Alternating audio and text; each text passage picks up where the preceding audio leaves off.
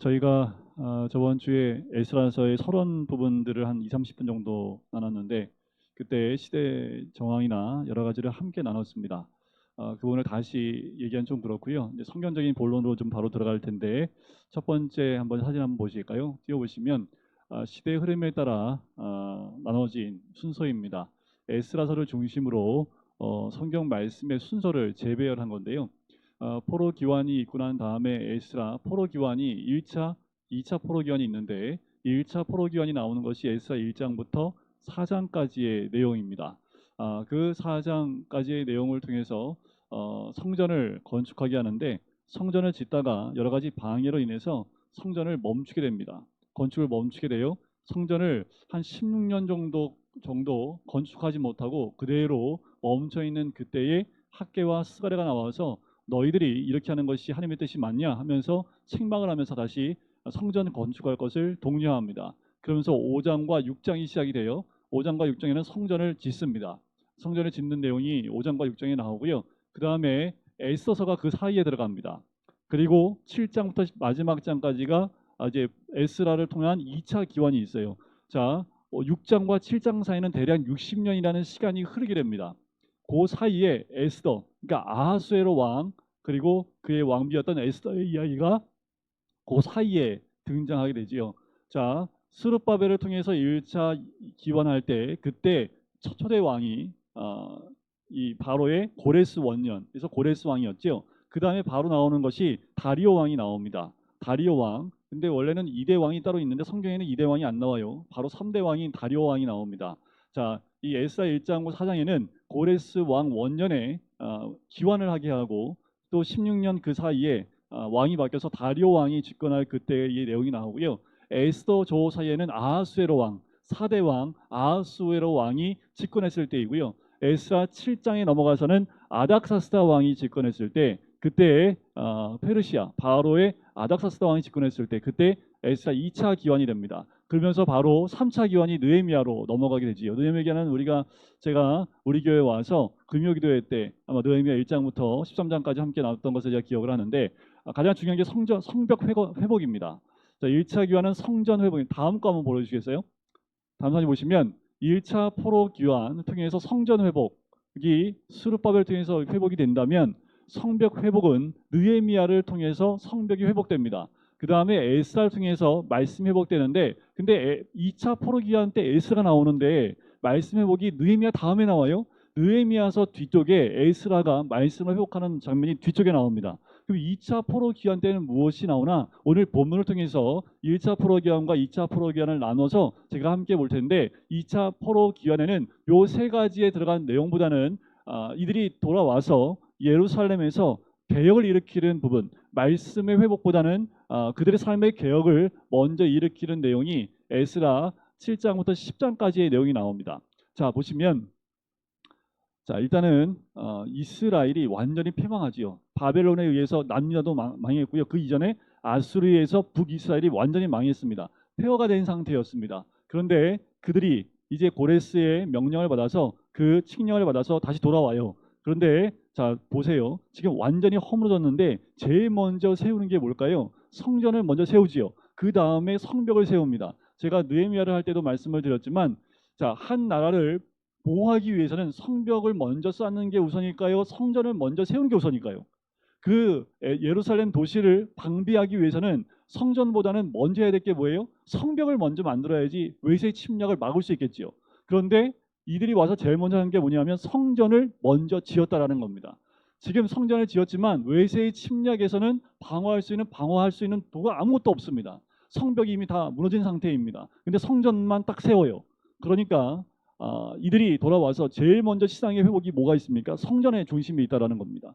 보통 나라라면 성벽을 재건하고 그 안에 재반시설을 만들어가는 것이 우선일 텐데 이들은 성전을 먼저 회복한다라는 거지요. 이게 우리 신앙에서 무너져 있는 신앙 가운데서 먼저 회복할 것이 무엇인지를 보여주는 한 단면입니다. 우리의 신앙이 무너졌다면 우리의 믿음이 무너져 있다면 다시 회복해야 될 중심이 뭐부터요? 성전부터 회복해야 됩니다. 그 말은 뭐예요? 우리 신앙부터 회복해야지 우리의 삶이 회복될 수 있다라는 거예요. 신앙은 좀 믿음은 나중에 하고 또 재정적인 거 또 경제적인 거부터 이거 회복하고 난 다음에 시간이 되면 갈게. 거꾸로 됐다라는 거예요. 하나님 그거 원치 않으십니다. 우리의 신앙은 먼저 우리의 신앙이 회복되고 난 다음에 하나님의 보호하심 가운데 우리의 그 위에 외세로 침략부터 방어할 수 있는 성벽이 그 다음에 만들어지길 원하시는 거예요. 그러니까 우리 신앙의 중심이 뭐예요? 성전, 하나님 중심이어야 된다라는 거예요. 우리 삶이 완전히 초토화되고 무너졌을 때 제일 먼저 회복해야 될 게 뭐라고요? 성전, 우리의 신앙이 회복해야 된다는 겁니다. 그래서 우리의 과거에 우리의 신앙인 우리 믿음의 선전도 보면 어느 곳을 가든지 먼저 했던 게 뭐냐면 십자가부터 먼저 세웠습니다. 그리고 주변에 집들이 세워져 나갔다라는 거지요. 자, 우리 금호동에도 교회들이 참 많아요. 그 교회들의 역사를 보면 우리 교회가 55주년, 저 위에 가면 대부분 다 60년, 70년 된 교회들이 거의 대부분이더라고요. 그러니까 저희 교회도 그렇게 빨리 세워진 게 아니에요. 더 그전부터 세워진 교회들이 굉장히 많더라고요. 뭐 교회를 새롭게 건축을 했기 때문에 새 건물이지만 저희 교회도 2005년도에 이 건물을 새로 졌지만 전통을 보면 50년, 60년 된 교회가 굉장히 많습니다. 50년, 60년 전이면은 어떤 시기입니까? 6.25 이후에 완전히 폐허된 그 상태지요. 먹을 거 없는 그때에 교회들이 세워지기 시작했다는 겁니다.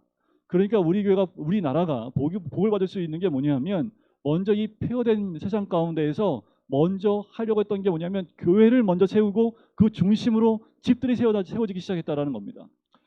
지금 여러분들 한남동 쪽으로 이렇게 넘어가다 보면 그 산 중턱에 큰 교회 하나 세워져 있습니다. 거기도 개발이 되겠지요.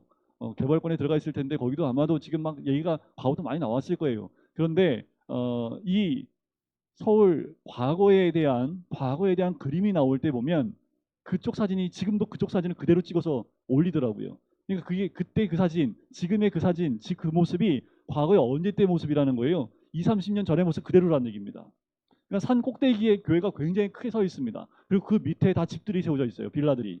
그러니까 제일 높은 곳에 뭐가 있어요? 하나님의 성전부터 세웠다라는 거지. 그 다음에 빌라들이 세워졌다는 것을 짐작해 볼 수 있습니다. 자, 우리의 삶이 무너지고 어려울 때 우리가 다시 한번 세워져야 될 게 뭐냐면 제일 먼저 하나님과의 관계, 신앙이 회복해야 되는 것이 순서라는 겁니다. 좀 어려운 일이 많이 있어요. 다시 한번 되짚어 봐야 될 게 뭐예요? 하나님과의 관계를 먼저 되짚어 보고 그것이 온전히 세워지고 난 다음에 그 다음 단계가 뭐예요? 무너진 부분들을 수축해 나가는 것. 그래야지 든든하게 세워져 나갈 수 있습니다. 그러면서 말씀의 회복이 일어나는 거지요. 자, 우리 다음 사진이 뭐였을까요? 네, 요거는 7장 넘어가면서 이거 잠깐 설명해 드릴게요. 아까 말씀드린 대로 1차 포로기환, 스룹바벨이 1차 포로기환이었고 에스라가 2차 포로기환, 느헤미야가 3차 포로기환이라고 말씀드렸죠. 1장부터 6장까지가 1차 포로기환입니다. 그때 관여했던 바사 왕은 고레스와 다리오 왕입니다. 그때 관여된 왕은. 그리고 60년 지나고 에스라의 2차 포로기환이 있을 때 그때는 어느 왕이에요? 아닥사스다 왕으로 딱 연결되어 있죠. 근데 중간에 누가 있어요? 저 위에 아하수에로 왕이 있지요. 그 앞에 한 여인이 무릎 꿇고 있는데 그게 누구예요? 에스더라는 거죠. 에스더. 그래서 우리가 원래는 6장까지 보고 그 다음에 학개와 스가랴를 보고 그 다음에 에스더서를 보고 그 다음에 에스라 7장을 들어가면 순서가 맞아요. 그러면 역사적으로 연결해서 같이 볼 수가 있습니다. 시대상으로 그래요. 그래서 아닥사스다 왕 때 에스라를 제2차 포로기환으로 보내요. 근데 돌아온 숫자는 그렇게 많지 않습니다. 아닥사스다 왕이 특별히 에스라를 콕 집어서 임무를 맡겨서 다시 예루살렘 보내는 거지요. 그 다음에 느헤미야에 가서 다시 아닥사스다 왕이 그때 술 맡은 관원장이었던 느헤미야가 수심이 있는 가운데 물어봤을 때 느헤미야가 가서 성벽을 재건하고 하기 원한다. 성벽보다는 우리 조상의 무덤들을 다시 세우기 원한다는 말을 함과 함께 아마 그 지역을 다스리는 리더로서 느헤미야를 보내게 되지요. 이게 아닥사스다 왕 때입니다. 요거를 보시면 요 그림을 보시면 재미있게 그려져 있지만 요 그림을 보면 1차, 2차, 3차 포로기환에 대한 모습이 나옵니다. 여러분들 밴드에 요 사진 그대로 올려놨으니까 참고로 보시면 되겠습니다. 우리 1장으로 한번 들어가 볼까요? 에스라 1장을 보시면 에스라 1장 1절부터 3절까지의 말씀은 역대하 마지막 36장 마지막 2절과 거의 똑같다고 말씀을 드렸지요. 자, 1장은 1차 포로기환 명령입니다. 저번 주에 제가 말씀을 드렸지만 지금 이 바벨론 지역에서 돌아오는 이 사건은 이스라엘 민족이 애굽에서 출애굽하여 가나안 땅으로 가는 것과 비교하여 에스라가 적고 있는 단어들이 비슷한 것들이 많아요. 그러니까 바벨론에서 다시 가나안으로 돌아오는 여정이지요. 그러니까 이 에스라가 뭘 말씀하고 있냐 하면 가나안 땅으로 돌아오는 것 하나님의 뜻이라는 거예요. 암암리에 이 에스라는 가나안 땅으로 돌아오는 것, 바로 예루살렘으로 다시 돌아오는 것, 이스라엘 옛 땅을 다시 회복하는 것이 하나님의 뜻이고 그것이 출애굽과 같은 사건이다라고 설명하고 있는 거지요. 자, 1절을 보시면 바사왕 고레스 원년에 여호와께서 예레미야의 입을 통하여 하신 말씀을 이루게 하시려고, 자, 예레미야가 이미 전에 70년 전에 남유다가 멸망할 때 했던 예언의 말씀, 바로 70년 후에 다시 회복하고 돌아올 것이다라는 그 말씀을 이루게 하시려고요. 바사왕 고레스의 마음을 어떻게 했다고요? 감동시켰다고요. 이때 바사왕 페르시아 왕 고레스는 이방인입니다. 하나님 믿는 사람 아닙니다. 그런데 초대 왕이었던 고레스의 마음을 감동시키죠. 그래서 조서를 내립니다.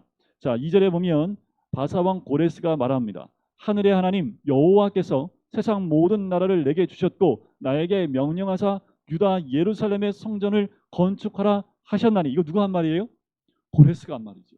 그럼 우리가 짐작해 볼 수 있죠. 고레스가 꿈으로 봤든 아니면 환상을 통해서 봤든 아니면 누군가를 통해서 들었든 고레스가 정확하게 지금의 역사의 흐름, 자기가 왕이 된 이유가 누구 때문에요? 하나님 여호와이기 때문에, 여호와로부터 된 것이라는 것을 고레스가 인정한 거죠. 인정했기 때문에 하나님 말씀하시는데 유다 예루살렘에 가서 성전을 건축하라고 하더라. 그러니까 건축하라 가라 라는 명령을 내린 겁니다. 자, 여기서 하나님께서 고레스의 마음에 감동을 주셨다라는 것은 여러 가지 각도로 우리가 짐작해 볼 수 있습니다. 감동은 뜬금없이 그냥 갑자기 하나님 그 마음에 하나님이 진짜 하나님이지 이런 마음을 줬을까? 뜬금없이 하나님이 그렇게 하시는 분 아닙니다. 때로는 환상을 통해서 나타나실 수도 있지요. 바벨론 왕들을 보면 하나님이 그렇게라도 바벨론 왕들 가운데 역사하셨다는 것을 다니엘서를 통해서 봐서 알 수 있지요. 바벨론이 마지막 멸망할 때 그때 벨사살 왕 그때는요 아예 직접 손가락이 나타나서 벽에다 글씨 썼잖아요. 그때 이후에 그 밤에 이 고레스가 쳐들어와서 바벨론이 멸망하게 되고 그 다음날 바사 왕국이 세워진 거잖아요. 그러니까 바벨론 왕에게도 하나님이 여러 가지 모습으로 그들 가운데 역사하셨던 것, 아마도 이 고레스가 그것을 듣지 않았을까. 또한 쳐들어왔을 때에 그때 있었던 사람이 누구예요? 다니엘입니다. 다니엘 저번 주에도 말씀드렸지만 다니엘이 고레스를 맞이할 때 어떻게 맞이했을까요? 알고 있었지요. 다니엘은. 왜냐하면 이사야 말씀에 벌써 200년 전에 이사야 말씀에 고레스라는 이름이 정확하게 기록되어져 있습니다. 그러니까 어쩌면 다니엘을 통해서 하나님의 예언된 말씀을 보여주고 당신의 왕이 된 것이 하나님의 뜻 가운데 된 것을 다니엘이 알려줄 수도 있지요. 바벨론 왕들처럼 환상이나 꿈 가운데 하나님이 나타나셔서 꼼짝달싹 못하게 고레스에게 이 세상을 주관하는 분이 바로 하나님임을 나타내실 수도 있지요. 여러 가지로 하나님이 그 마음에 감동하심을 주심을 통해서 3절을 보시면 이스라엘의 하나님은 참신이시라. 자, 일단 바사 왕에는 페르시아는 신이 없어요. 신이 없었기 때문에 실제로 이 고레스 때는요 각 나라에서 가지고 온 신들을 다 인정을 해줬습니다. 그런데 그 신들 가운데 하나님은 참신이라고 인정을 하는 거지요. 너희 중에 그의 백성된 자는 다 유다 예루살렘으로 올라가서 이스라엘 하나님 여호와의 성전을 건축하라. 그는 예루살렘에 계신 하나님이시라. 자, 예루살렘에만 계신 분이 아니라 예루살렘에 계신 하나님이지요. 하나님의 성전의 가운데 임하시는 하나님, 예루살렘 그곳 가운데 임하시는 하나님을 고레스가 알고 있어요. 어떻게 알았을까는 아무도 모릅니다. 왜냐하면 기록된 것이 없기 때문에 단지 짐작하건대 다니엘을 통해서 듣지 않았을까라는 생각이 들어요. 하나님에 대해서 누구한테 들었을까요? 유대인들 통해서 들었겠지요. 하나님을 인정하고 있는 사람들을 통해서 들었겠지요. 그런데 이런 사람한테 들었다면 이런 얘기 안 했을 거예요. 우리 하나님 맞는데 우리 버렸습니다 라고 얘기하는 유대인들의 말을 들었다면 이렇게 고백 안 했겠지요. 그런데 포로로 잡혀왔지만 우리 하나님이 참 하나님이시고 역사를 주관하신다라고 고백하고 믿는 누군가에게 이 말을 들었기 때문에 하나님이 참 하나님이라고 고백할 수 있었던 거 아닙니까?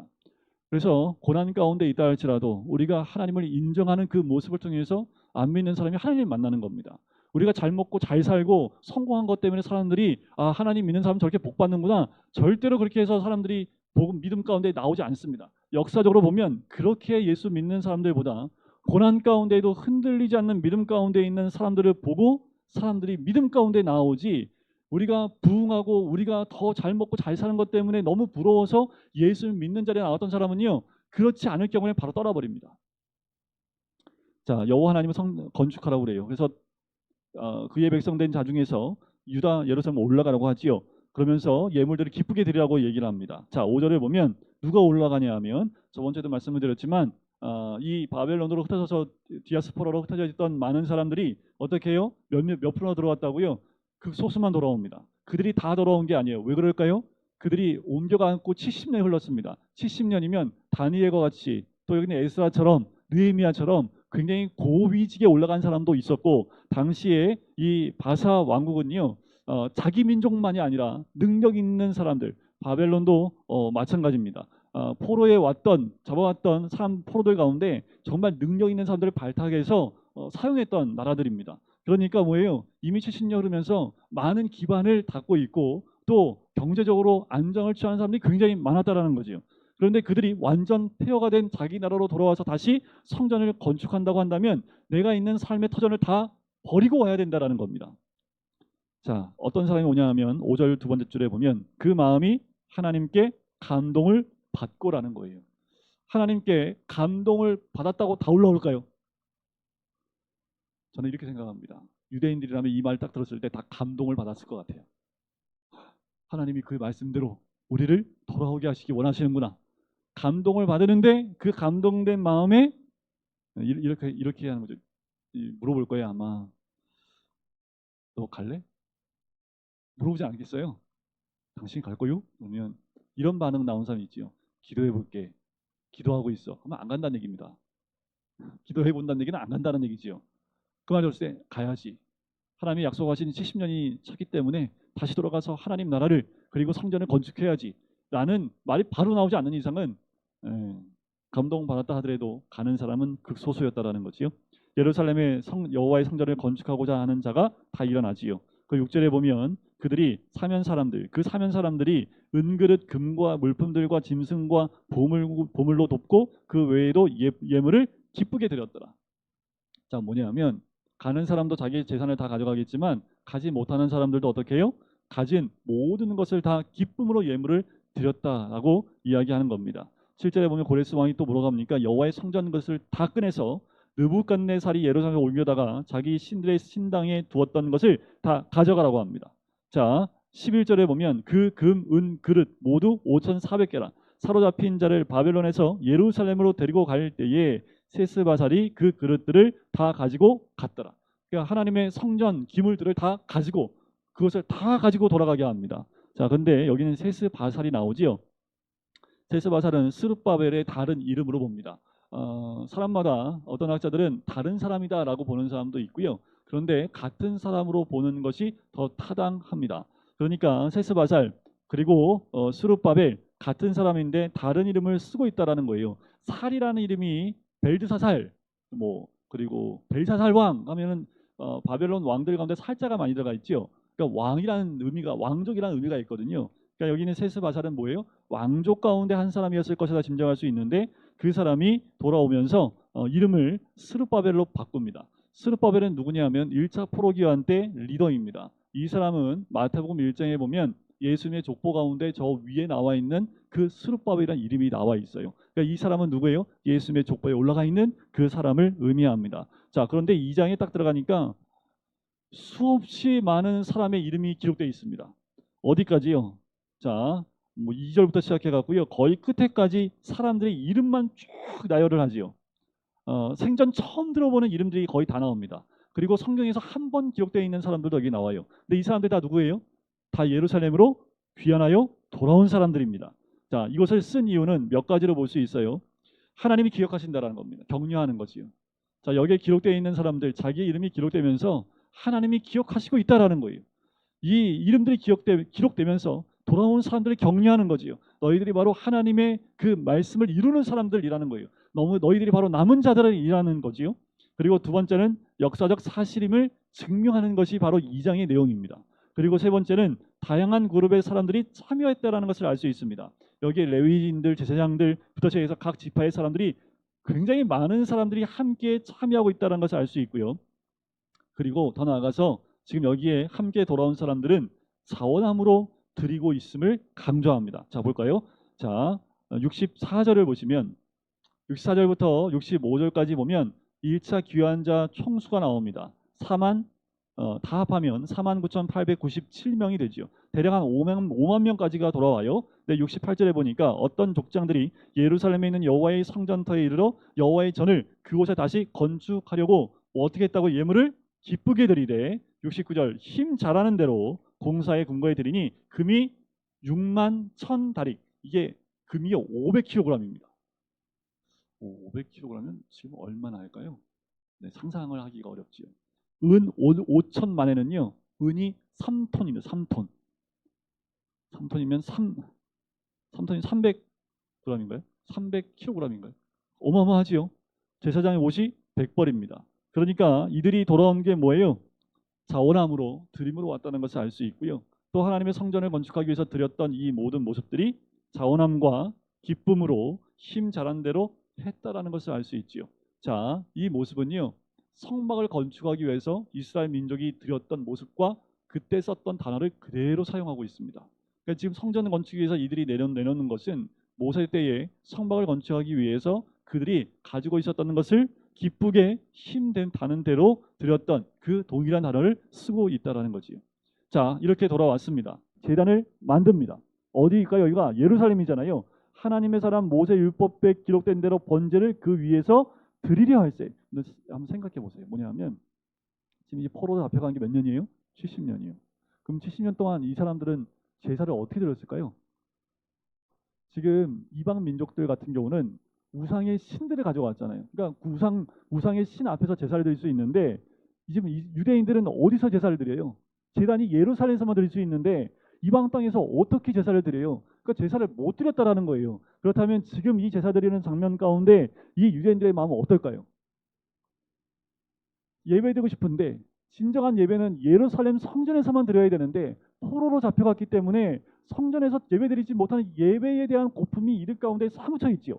그런데 지금 초막절에 와서 초막절 절기를 지키면서 제단을 만들어요. 그 제단 위에 번제를 드려요. 이들의 마음이 어떨까요? 얼마나 큰 감동이 70년 만에 오는 감동 아닙니까? 그렇게 오매불망 이들의 삶의 중심은 예배인데 예배를 70년 동안 못 드렸으니 어떻겠습니까?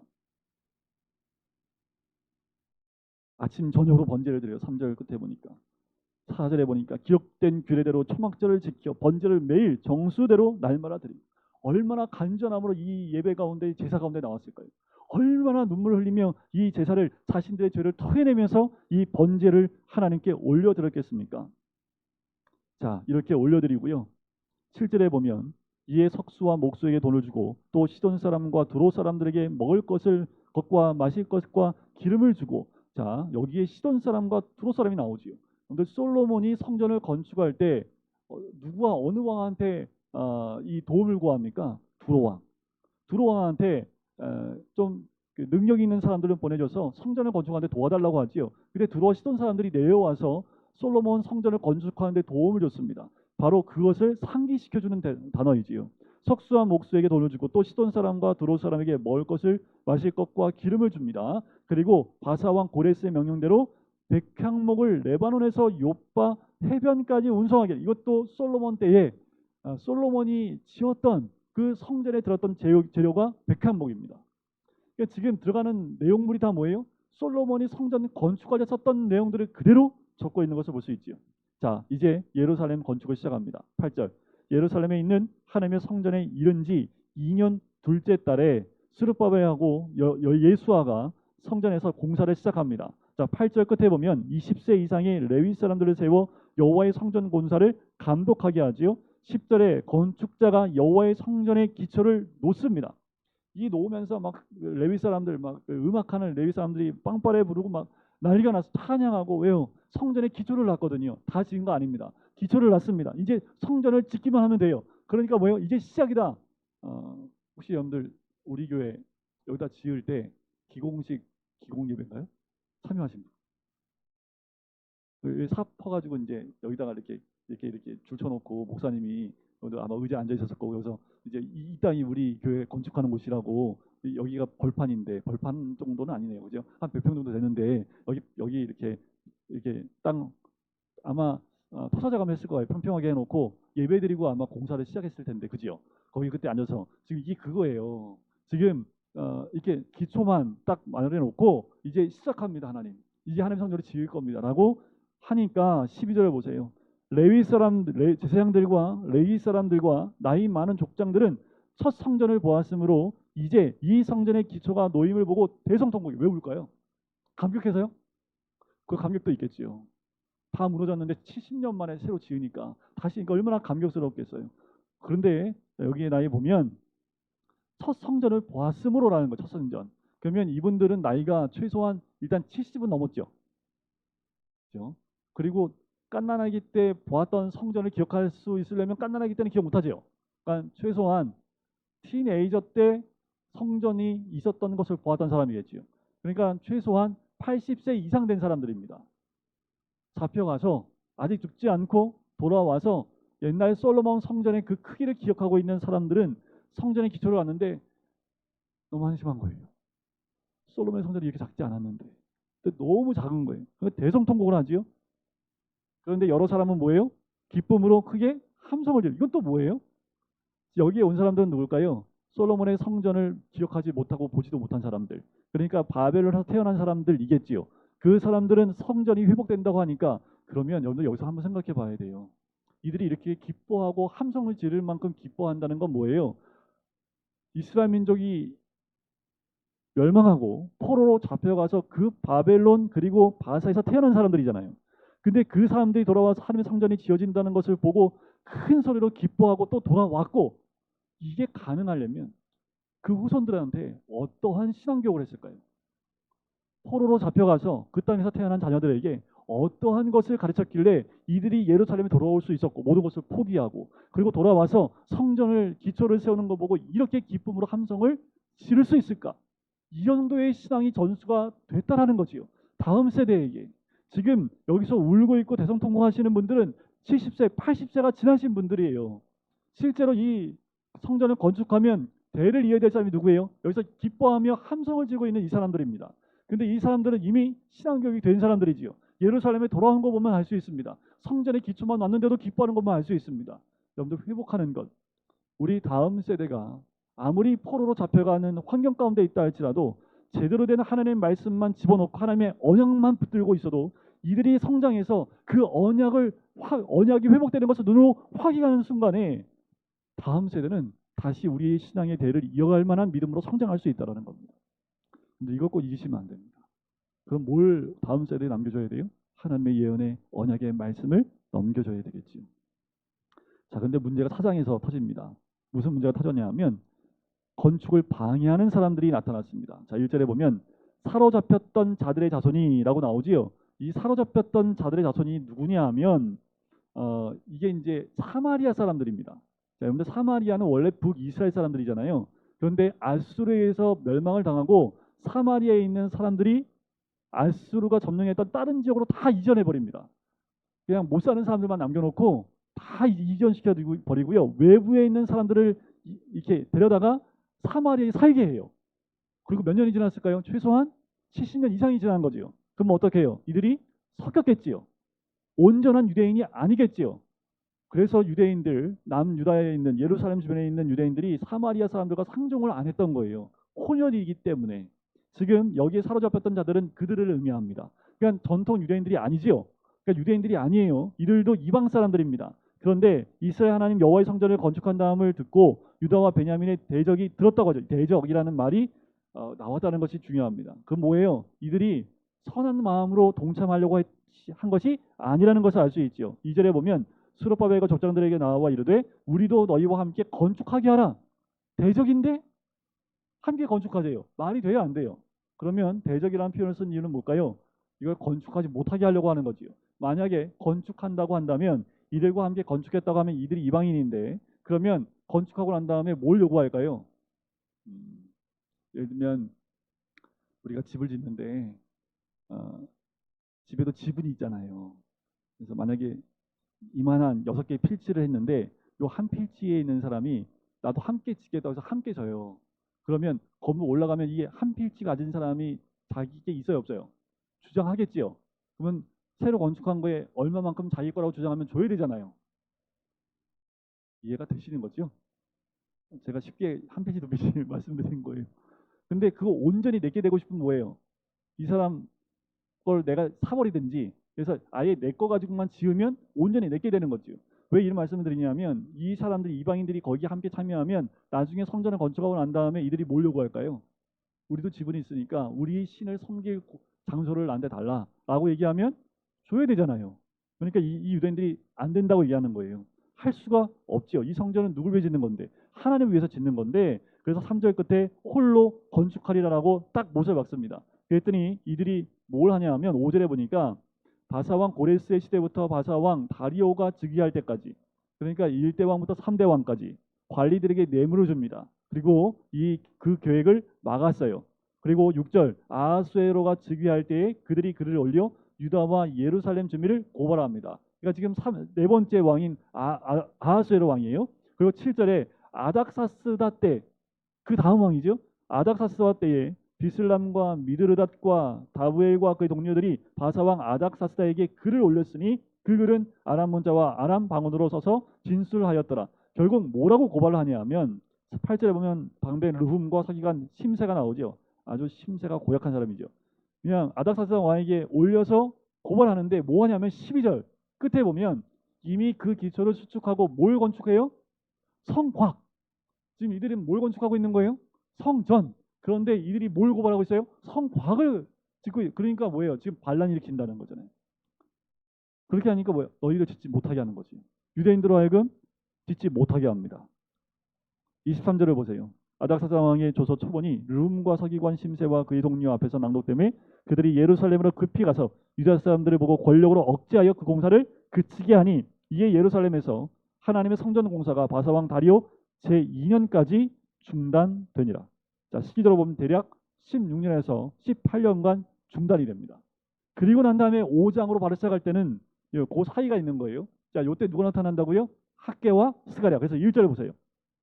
다시 시작을 하는데 이걸 독려한 선지자가 2명이 나오죠. 선지자들고 선지자 학개와 이도의 손자 스가랴가 이스라엘 하나님의 이름으로 유다와 예루살렘에 거주하는 유다 사람들에게 예언하였더니 그러니까 학개서를 딱 펴보시면 돼요. 하나님 성전은 건축도 안 하고 너희가 편박한 너희 집들만 멋지게 짓고 너희만 잘 살고 있고 하나님 성전은 아직도 뼈다구만 이렇게 험악하게 얘기했대요. 뼈다구만 세워놓고 틀만 만들어놓고 어떻게 너희들은 너희 집들만 지어놓고 잘 먹고 잘 살 수 있느냐 하면서 학계가 아주 그냥 맹폭을 쏟아붓습니다. 스가랴는 좀 젊은 조금 그래도 유하게 하는데 스가랴는 예수 그리스도의 재림에 대한 메시지가 더 강하게 등장을 하지요. 하여튼 성전을 건축하지 않는 것에 대해서 질책을 합니다.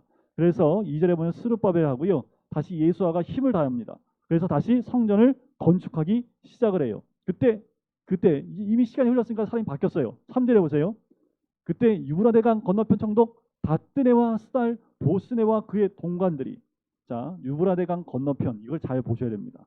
유브라데강 건너편 다뜨네 그 사람 그랬더니 5절에 하나님이 유다 장로들을 도보셨으므로 그들이 능히 공사를 막지 못해요. 이 일을 다리오에게 아뢰고 그 답장이 오기를 기다렸더라. 아무리 방해해도 이제 마음을 다하여 중심을 다하여 성전을 건축하는데 막지 못합니다. 자, 유브라데강 건너편 총독 닥드네와 6절에 보면 스달 보스네와 그들의 동관인 유브라데강 건너편 아바삭 사람이 다리오 왕에게 다시 글을 올립니다. 자, 이미 이때쯤 됐으면 고레스 왕이 죽고 난 다음이라는 것을 알 수 있겠죠. 그래서 다리오 왕에게 글을 올려요. 뭐 또 험담하는 글이겠죠. 팩트만을 전하는 내용은 분명히 아닐 겁니다. 자, 그 말을 전하고 나니까 6장으로 바로 넘어갈게요. 6장에 가면 1절에 이렇게 나와요. 이에 다리오 왕이 조서를 내려 문서 창고 곧 바벨론에 보물을 쌓아둔 보물 전각에서 조사하게 하여 자 뭐냐면 앞에 그 이전에 지금 사장에서 방해할 때는 가진 모략을 다하는데 일단 5장에 넘어와서는 이들이 조금 객관적으로 보고를 합니다. 그리고 유다 사람들이 뭐라고 했냐면 선대왕인 고레스의 조서를 받고 우리가 기원하여 성전 건축을 허락받고 하는 것입니다. 라고 이야기를 한 거예요. 그러니까 왕이 깊으신 뜻을 우리에게 보셔서라고 이 말까지 전하는 거죠. 그러니까 다리오 왕이 조서를 찾아보라고 한 거예요.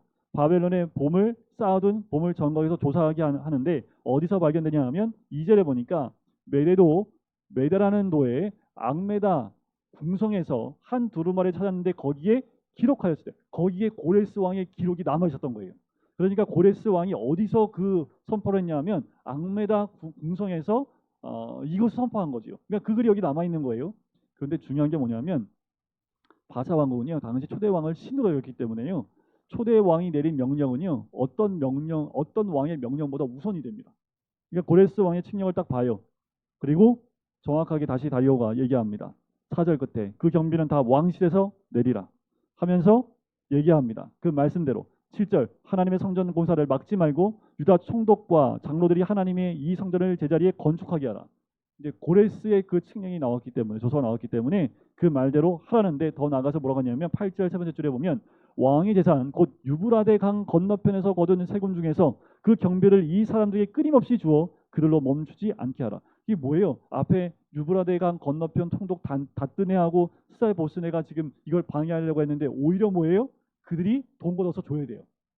그러니까 상황을 하나님 뭐예요? 역전시켜 버린 거지요. 그리고 이걸 방해하면 11절 보세요. 누구든지 누구를 막나라고 이 명령을 변조하면 그의 집에서 뭐예요? 들보를 빼내고 그를 그 위에 메어 달게 하고 그의 집은 이로 말미암아 거름더미가 되게 하라. 그러니까 이제는 아무 누구도 이것에 대해서 반대할 수 없습니다. 12절 끝에 다리오가 조서를 내렸노니 신속히 행할지어다 하고 완성이 됩니다. 14절에 보세요. 6장 14절에 보면 유다 사람의 장로들이 선지자 학계와 이또의 선지자 스가랴의 권면을 따랐으므로 성전 건축하는 일이 형통한지라. 이스라엘 하나님의 명령과 바사왕 고레스와 다리오와 아닥사스의 조서를 따라 성전을 건축하며 이를 끝내되 여기서 좀 특이한 게 지금 계속 앞에서 나온 게 고레스하고 다리오가 나왔지 아닥사스는 제2차, 3차 이게 회복할 때 포로가 귀환할 때 있었던 왕인데 여기 아닥사스다의 이름이 들어가요. 그러니까 시기상은 맞지 않습니다. 그런데 아닥사스다 왕의 이름을 일부러 집어넣은 이유가 있겠지요. 예루살렘을 회복시키지 하는데 아닥사스다 왕도 일조를 했기 때문에 시기상에 맞지 않지만 아닥사스다 왕의 이름도 여기에 따라 들어갑니다. 자, 그래서 완성이 돼요. 완성하는데 한 20년에서 22년 걸립니다. 그러니까 대략 성전만 건축하는데 2년 걸렸는데 멈춘 기간까지 다 합하면 20년에서 22년이 걸려요. 그리고 성전을 건축하고 6월절과 무교절을 지키는 것으로 마무리가 되지요. 여기까지가 1차 포로 기원하고 성전을 건축한 것 끝. 자, 이제 7장부터가 이제 제2차 포로 기원이 되는 부분입니다. 자, 다음 그림을 한번 보여주시겠어요? 자, 에스라가요. 자, 여러분들 보시면 수산이 있죠. 수산은요. 저곳이 느헤미야가 있었던 성입니다. 느헤미야가 왕과 함께 있었던 성이에요. 느헤미야는 저기서부터 예루살렘 온 거고요. 에스라는요. 저 바벨론 있지요. 바벨론에서 예루살렘 온 거예요. 근데 바벨론에서 예루살렘까지 몇 킬로요? 1400킬로. 도보로 움직여요. 근데 성경이 정확하게 4개월이라고 나옵니다. 서울과 부산을 대략 400킬로로 보면 446 서울과 부산을 왕복을 대략 한 2번은 해야 돼요. 왔다 갔다. 그 기간을 에스라와 함께 몇천 명이 함께 걸어왔기 때문에 4개월 동안 그냥 몸만 온 것이 아니라요. 많은 것들을 가지고 왔기 때문에 4개월 동안 도보로 건너옵니다. 자, 다음 그림 볼까요? 이들이 걸어서 온 길은 포로로 잡혀갔던 그 길을 따라서 귀환합니다. 생각해 보세요. 저기 돌아온 사람들 가운데 연세가 있는 분들은 포로로 잡혀왔던 젊어서 어렸을 때 10대 때 포로로 잡혀갔던 그 길을 따라 다시 이젠 정말 그땐 다 돌아가셨겠구나. 왜냐면 60년 또 지난 상황이니까 그 여기에는 1세대는 아무도 없었을 거예요. 그런데 일단 처음에 끌려갔던 그 길을 따라서 다시 포로에서 귀환을 합니다. 자, 6장과 7장 사이는 1차와 2차 포로 귀환 사이는 대략 60년의 시간이 흐른 다음입니다. 그러니까 성전이 건축이 됐죠. 그리고 포로에서 기원해서 돌아온 사람들이 60년을 살았어요. 그러면 터전이 어느 정도 마련돼 있겠지요. 그리고 오랫동안 살았지요. 자, 여기서 오는 문제가 이제 7장, 8장, 9장, 10장에 등장을 해요. 자, 그 다음 것 이게 마지막이죠? 네. 자, 우리 7장 한번 볼게요. 7장 1절, 2일 후에가 60년입니다. 그러니까 한 절로 그냥 60년을 확 넘긴 거예요. 그냥 읽으면 이게 지금 몇 년, 이 일은 바로 연이어서 하는 것 같지만 시기상으로 대략 60년이 지난 경과한 후입니다. 자, 아닥사스다가 왕위에 있을 때 에스라라 하는 자가 있습니다. 여러분들 에스라 하면 학사 겸 제사장으로 우리가 알고 있죠. 맞아요. 그런데 딱 시작하자마자 이 에스라의 족보가 나옵니다. 자, 1절부터 5절까지 나오는데 자, 5절 끝에 보면 대제사장 아론의 16대 손이다 라고 나와요. 그러니까 이 에스라는 무슨 가문? 제사장 가문이에요. 자, 이것을 왜 강조하면서 썼느냐가 중요합니다. 왜 이걸 밝혔을까? 굳이 내가 어떤 사람인 줄 알아? 과시하려고 썼을까요? 이거를 그렇지 않다라는 겁니다. 일단 에스라는 정통성 있는 제사장 가문의 출신이라는 것을 강조합니다. 자기가 어떤 사람인지를 일단 강조해요. 왜냐하면 주의를 해 나가야 되고 말씀을 가르쳐야 되기 때문에. 또 하나는 예레미야 시절 때부터 학사에 대한 불신이 있습니다. 학사라고 하면 서기관이거든요. 서기관들이 왕에게 잘 보이기 위해서 하나님 말씀을 비틀어 놓고 왕에게 잘 보이려고 말씀을 자꾸 다르게 해석을 했습니다. 자기 입맛 따라 해석을 했기 때문에 학사에 대한 부정적인 생각이 많았기 때문에 지금 이 에스라는 뭘 강조해요? 학사라는 걸 강조해요? 제사장을 강조해요? 제사장을 강조하는 거예요. 그래야지 돌아온 이 유대인들이 에스라를 보는 눈이 달라지기 때문에 그래요. 자, 그래서 6절에 보면 에스라가 바벨론에서 올라왔으니 그는 이스라엘의 하나님 여호와께서 주신 모세 율법에 익숙한 학자로서 학사죠, 그죠? 그의 하나님 여호와의 도우심을 입음으로 왕에게 구하는 것은 다 받는 자이더니. 자, 아닥사스다 왕 때에요. 율법에 익숙한 자이면서 제사장이라는 것을 소개를 합니다. 근데 이 사람이 아닥사스다 왕에게 어떤 사람이냐면요, 대단히 인정받는 사람이었다라는 거예요. 7절에 보면 아닥사스다 왕 제7년입니다. 자, 9절에 보면 첫째 달 초하루에 바벨론에서 길을 떠났지요. 9절 끝에 다섯째 달 초하루에 예루살렘에 이릅니다. 그러니까 4개월 걸린 거죠. 4개월. 그죠? 10절에 보면 에스라가 여호와의 율법을 연구하여 준행하며 율례와 규례를 이스라엘에게 가르치기로 결심하였더라. 이것이 에스라가 귀환한 이유입니다. 목적이며 이유입니다. 자, 에스라가 말씀을 연구하는 사람인데 연구만 하는 것이 아니라 그 말씀을 연구한 대로 순종했던 사람입니다. 그 순종했더니 이건 나만 할 것이 아니라 율법과 규례를 이스라엘에게 가르쳐서 이들 모두가 함께해야 되는 하나님 말씀이라는 것을 알았고 가르쳐야겠다 결심을 하고 이 일을 감당하기로 결심을 하는 겁니다. 자, 여호와께서 11절에 보면 여호와의 계명의 말씀과 이스라엘이 주신 율법, 율례, 학자요 학사 겸 제사장인 에스라에게 아닥사스다 왕이 내린 조서의 초본은 아래와 같으니 하면서 그 내린 조서를 쭉 적습니다. 자, 10절에 15절에 보면 왕과 자문들과 예루살렘에 거하시는 이스라엘 하나님께 성심으로 드리는 은금을 가져가고 또 내가 바벨론 온 도에서 얻을 모든 은금과 및 백성과 제사장들이 예루살렘에 있는 그들의 하나님의 성전을 위하여 기쁘게 드릴 예물을 가져다가 18절 나머지 은금은 너와 너희 형제가 좋게 여기는 일에 너희 하나님의 뜻을 따라 쓸지며 20절 이 외에도 내 하나님 성전에 쓰일 것이 있어서 내가 드리고자 하거든 무엇인지 어디서요? 궁중 창고에서 내다가 드릴지니라. 야, 궁중 창고 열어놓을 테니까 네가 가져가고 싶으면 다 가져가. 어느 나라 왕이 누구한테 야 너희 나라에 갈 때 내 궁중 창고 다 열어줄 테니까 가져갈 거 있으면 다 가져가. 그리고 너희 동족들이 주는 거 은금 다 가져가. 이렇게까지 해줄 수 있는 사람이 누가 있겠습니까? 그 말은 아닥사스다 왕이 이 에스라를 그만큼 신임했다는 것을 알 수 있습니다. 이방 왕이었지만 에스라가 그만큼 그만한 위치에 신뢰를 쌓고 있었다는 것을 알 수 있지요. 또 한 가지 뭐냐면 지금 돌아가는데 몇 개월 걸렸다고요? 4개월이요. 그런데 가져갈 때 뭘 가져갔어요? 은금 패물이 엄청 많습니다. 예루살렘 사람들에게 줘야 되고 성전에도 둬야 될 그 많은 것들을 궁중 창고에서 가지고 가요. 그러면 소문이 날까요, 안 날까요? 그러면 이거 빼앗으려는 사람이 있을까요, 없을까요? 있어요. 자, 그래서 이 아닥사스다 왕이 군대를 파견해서 보호해 줄게라고 하는데 에스라가 그렇지 않겠다고 얘기합니다. 자, 그렇게 하지 않고 기도함으로 가겠다고 얘기를 해요. 자, 25절 한번 보실까요? 자, 에스라를 보낸 이유가 아닥사스다 왕이 에스라를 보낸 이유가 여기 나옵니다. 25절과 26절인데 에스라여 너는 내 손에 있는 내 하나님의 지혜를 따라 내 하나님의 율법을 아는 자를 법관과 재판관을 삼아 강 건너편 모든 백성을 재판하게 하고 그중 알지 못하는 자는 너희가 가르치라. 이 말은 뭐예요? 에스라를 통해서 그쪽을 통솔하고 법관을 세워서 법대로 치리하고 다스리는 것을 네가 가서 거기서 세워라라는 겁니다. 그런데 그 법도가 뭐예요? 하나님이 말씀하신 그 규례와 법대로 네가 가르쳐서 그 법대로 할 수 있는 법관들을 세우라는 거죠. 법치예요. 이 에스라한테요. 그 네가 간 땅들 전체를 법으로 다스릴 수 있도록 이 사람으로 하여금 다 전권을 위임한 겁니다. 26절을 보세요. 무릇 내 하나님의 명령과 왕의 명령을 준행하지 아니하는 자는 속히 그 죄를 정하여 혹 죽이거나 귀양 보내거나 가산을 몰수하거나 옥에 가둘지라. 그러니까 사법권을 준 겁니다. 대단하죠. 그러니까 이 사법권은 뭐예요? 왕 대신 주는 거지요. 왕이 할 수 있는 것. 그래서 에스라가 여호와를 찬양하는 장면이 27절과 28절에 나옵니다. 그래서 8장에는 2차 기환자의 명단이 나오지요.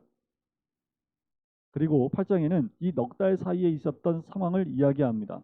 15절을 보세요. 8장 15절에 보면 내가 무리를 아하와로 흐르는 강가에 모으고 거기서 3일 동안 장막에 머물며 백성과 제사장들을 살핀즉 그 중에 레위 사람이 한 사람도 없는지라. 자, 당시 공식적으로 율법을 가르칠 수 있는 사람은 레위 사람입니다. 근데 한 명도 없지요. 그래서 다시 가서 이 레위 사람들을 다시 데리고 옵니다. 뽑아옵니다. 그 과정이 15절부터 20절에 나오는 거예요.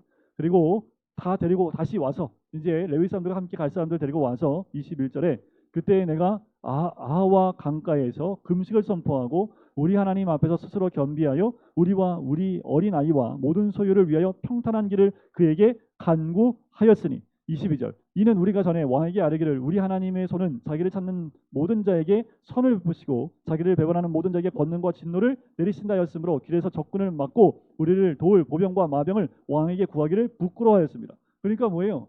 지금 왕이 돌아갈 때 야 너 적군 만날 수 있으니까 보병과 마병을 너의 호위병을 줄게 했는데 에스라가 어떻게 했다라는 거예요?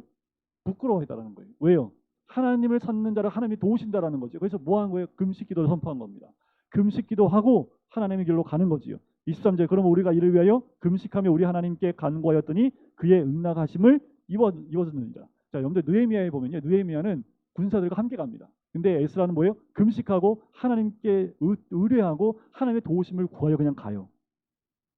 31절 진짜 매복한 사람들이 있었습니다. 첫째 달 12일에 우리가 아하와 강을 떠나 예루살렘을 갈새 우리 하나님의 손이 우리를 도우사 대적과 길에 매복한 자의 손에서 건지신지라. 그 말은 뭐예요? 있었다라는 거죠. 매복한 자와 대적이 있었다라는 겁니다. 그런데 하나님의 도우심으로 그 모든 거 하나 잃어버리지 않고 예루살렘 돌아왔다라는 거죠. 이렇게 하나님이 쓰시는 경우도 있지만 느헤미야처럼 어떻게 해요? 왕의 군사와 함께 오는 경우도 있습니다. 35절 사로잡힌 자의 자손 곧 이방에서 돌아온 자들이 이스라엘 하나님 여호와께 번제를 드리지요. 자, 이제 9장과 10장은요 회개 기도하는 겁니다. 뭘 회개 기도하냐면 1절 이후에 방백들이 내게 와서 나와 이르되 이스라엘 백성과 제사장들과 레위 사람들이 이 땅 백성들에게서 떠나지 아니하고 가나안 사람들과 헷 사람과 무리 사람들과 여부스 사람들과 아몬 사람들과 모압 사람들과 애굽 사람들과 아몰 사람들의 가증한 일을 행하여 이 가증한 일이 뭘까요? 이방 여인을 아내로 맞이했다는 겁니다. 이방인의 딸들을 맞이하여 아내와 며느리로 삼은 거예요. 그래서 거룩한 자손이 그 지방 사람들과 서로 섞이게 하는데 방백들과 고관들이 이 죄에 더욱 으뜸이 되었더라. 그러니까 뭐예요? 밑에 사람들이 아니에요. 지배권에 있던 방백들, 고관들이 먼저 이방 여인들과 결혼을 하고 며느리로 삼기 시작했다라는 거죠. 그러니까 이 에스라가 와서 보니까 가관이 아니에요. 집집마다 이방 여인들과 왜 이게 가증하냐면 이방 여인들과 다문화를 이루는 것이 잘못됐다는 게 아니라요. 이 가증한 일을 행하여라는 그 말 안에는 솔로몬 시대 때 솔로몬이 이방 여인들과 결혼할 때 뭐를 가지고 와요? 우상들을 가지고 오잖아요. 그러니까 이때 이방 여인들과 결혼하면 그들의 우상들을 가지고 옵니다. 그러면 그 집안이 하나님만 온전히 섬길 수 있어요? 없어요? 없지요. 그게 가증한 일입니다. 그 일들이 일어나기 때문에 그 일 때문에 지금 이스라엘 민족이 멸망을 했는데 지금 1차 기원에서 돌아온 사람들이 똑같은 짓을 하고 있는 거예요. 그러니까 3절에 어떻게 해요? 이 일을 듣고 속옷과 겉옷을 찢고 머리털과 수염을 뜯으며 기가 막혀 앉았습니다. 기가 막힌 거예요. 겉옷과 속옷까지 다 찢어버렸습니다. 머리를 찢고 있어요. 수염을 뜯고 있습니다. 4절 끝에 저녁 제사 드릴 때까지 그냥 그렇게 앉아 있습니다. 5절 저녁 제사를 드릴 때 내가 근심 중에 일어나서 속옷과 겉옷을 찢은 채 무릎 꿇고 나의 하나님 여호와를 향하여 손을 들고 이제 6절부터 에스라의 기도문이 나옵니다. 말하기를 유명하지요. 나의 하나님이여 내가 부끄럽고 낯이 뜨거워서 감히 나의 하나님 여호와 향하여 얼굴을 들지 못하오니 이는 우리 죄악이 많아 정수리에 넘치고 우리의 허물이 커서 하늘에 미칩니다. 하면서 우리가 왜 멸망했는지에 대한 내용들을 쭉 에스라가 이야기해요. 왜냐하면 에스라는 말씀에 도통한 사람이잖아요. 그러니까 이스라엘이 왜 멸망했는지를 안 거지요. 그걸 쭉 얘기합니다. 자, 이 기도의 특징. 하나님 제발 이들을 용서해 주십시오. 용서를 구하지 않습니다. 자, 뭘 하냐면 9절, 6절부터 15절까지 내용을 좀 정리를 해보면 우리는 죽어도 마땅하다는 거예요. 우리는 이 죄악으로 죽어도 마땅하다는 거예요. 주 앞에서 한 사람도 감히 서지 못할 만큼 용서 안 하셔도 할 말도 없습니다. 죄의 심각성에 대해서 고발하고 있는 거예요. 이 기도를 들은 백성은 더 불안할 수밖에 없죠. 지금 자기들이 죄 지은 건 알겠는데 그걸 아주 적나라하게 하나님 앞에서 얘기하니까 불안하지요. 용서 구하는 기도하면 백성이 안심이 되는데 그러지 않는 거예요. 그런데 용서를 안 드리고 죽여달라고만 하는 거예요. 생각해 보세요. 지금 에스라가 이들을 모세처럼 대언해가지고 하나님 이들을 용서해달라고 하는 게 아니라 죽여달라고 이렇게 기도하니 이 백성들 어떻게 불안이 극에 달하겠지요. 그래서 10장에서 개혁운동이 일어납니다. 그 모습을 보고 자복할 때 많은 백성이 크게 통곡해요. 그래서 2절에 보면 스가냐가 에스라에게 와서 회개합니다. 그러면서 3절 곧 내 주의 교훈을 따르며 우리 하나님 명령을 떨며 준행하는 자의 가르침을 따라 이 모든 아내와 그 이들의 소생을 다 내보내기로 우리 하나님과 언약을 세우고 율법대로 행할 것이라. 이는 당신이 주장한 일이요 일어나소서 우리가 도우리니 힘써 행하소서. 6절 이에 에스라가 하나님 성전 앞에 일어나 엘리야십의 아들 여호하난의 방으로 들어가니라. 그가 들어가서 사로잡혔던 자들의 죄를 근심하여 음식도 먹지 아니하며 물도 마시지 아니하더니. 지금 이렇게 아예 모든 것을 다 끊고 기도합니다. 자, 그러면서 7절 유다와 예루살렘에 사로잡혔던 자들의 자손들에게 공포하기를 너희는 예루살렘으로 모이라. 지금 극도의 불안감이죠. 자, 그런데 금식이 아니라요 단식 기도를 하고 온 거예요. 누구든지 방백들과 장로들의 훈시를 따라 3일 내에 오지 아니하면 그 재산을 정물하고 사로잡혔던 자의 모임에서 쫓아내리라. 지금 이게 사법권 있잖아요. 그러니까 에스라의 말을 안 들으면 어떻게 진짜 이렇게 되는 거예요. 그냥 제사장으로 얘기하는 게 아니라 사법권을 가지고 있기 때문에 두렵고 떨릴 수밖에 없죠. 재산을 정물한다고 하면 정말 정물되는 거예요.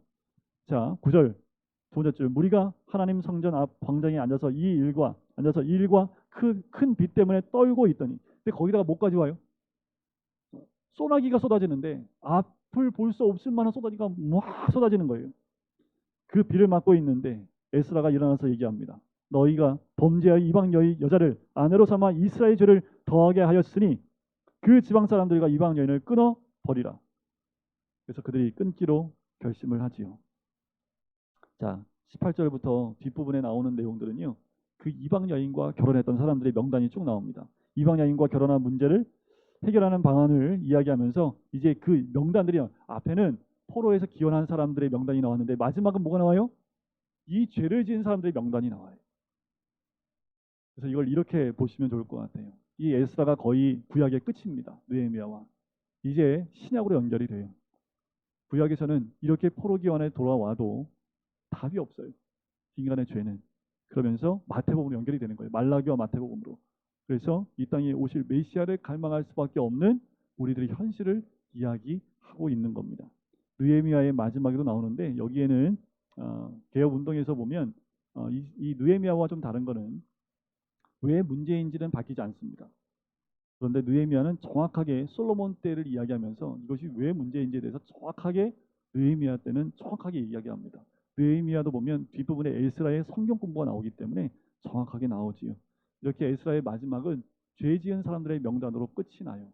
하지만 마지막 절을 보시면 44절에 이상은 모두 이방 여인을 아내로 맞이한 자라 그 중에는 자녀를 낳은 여인도 있었더라 하면서 죄 가운데 머물러 있는 이스라엘 민족, 어쩌면 우리들의 모습과 같은 거지요.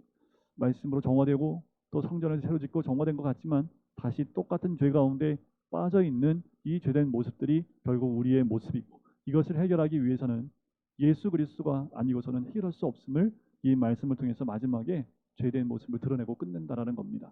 이 예수라의 말씀을 통해서 우리가 회복해야 될 것들 다시 온전히 회복함으로 하나님 앞에 온전히 서 있는 우리 금광교회가 우리 모든 성도님이 되셔야 될 줄 믿습니다. 기도하겠습니다. 사랑해 주님 감사합니다. 하나님 예수라의 말씀을 통해서 하나님의 뜻을 깨닫고 1차, 2차 포로 기환을 통해서 하나님이 회복하시는 하나님의 은혜를 바라봅니다. 하나님 우리가 깨닫고 주의 뜻 가운데 머물며 또 아버지 하나님 회복해야 될 우리의 신앙들 아버지 하나님 우리가 돌아와야 될 우리의 모습들이 무엇인지를 돌아보며 다시 주님 앞에 세워지는 우리 교회와 우리 모든 성도 될 수 있도록 축복하여 주시옵소서. 감사드리며 예수 그리스도 이름으로 기도드립니다. 아멘.